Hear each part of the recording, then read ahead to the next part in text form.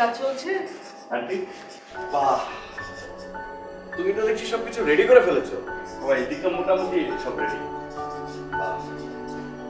এই জেলা থেকে সবাই আসছে তো? চলে আসছে। আর টাইম টু টাইম সবার সাথে যোগাযোগ হচ্ছে? সব মোটামুটি হয়ে যাচ্ছে। বাংলায় ঠিক আছে, হ্যাঁ ঠিক আছে, তোমরা করতে থাকো।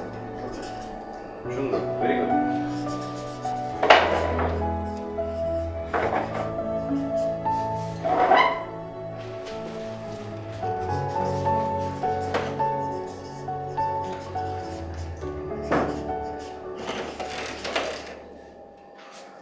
তবে রৌনক, নয়ন, আমরা এমন কিছুই করব না যেটা বাড়াবাড়ি পর্যায়ে চলে যায়।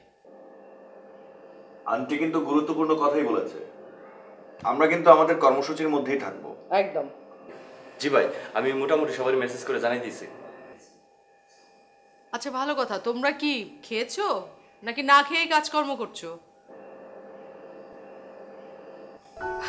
আচ্ছা বসো, আমি তোমাদের খাবারের ব্যবস্থা করি।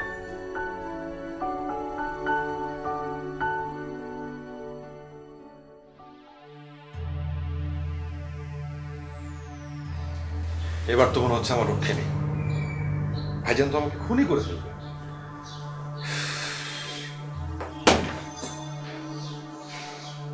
ভাইয়া, আমার মনে হয় কোনো হ্যাকার নিয়োগ করে কেউ আপনার আড়ি থেকে পিকটা আপ করেছে। কিন্তু এটা আমি ভাইয়াকে বিশ্বাস করবো কিভাবে?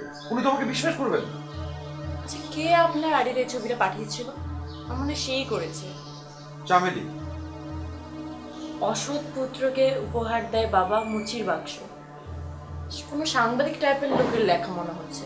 আচ্ছা, চামেলি কোথায়? ওই এই কাজটা করেছে। ওর তো কোনো খোঁজ খবর নেই, ও তো অনেকদিন ধরে অফিসে আসছে না। চামেলিকে আমি হাতের কাছে পেলে এখন আমি খুন করে ফেলবো। শোনো, চামেলিকে খুঁজে বের করতে হবে এবং সেটা তুমিই করবে, ওকে? আমি? হ্যাঁ তুমি।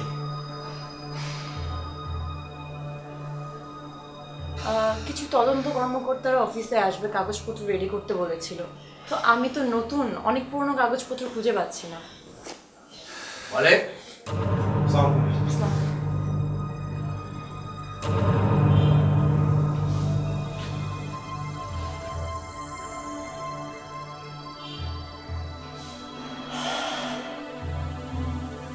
মালেক,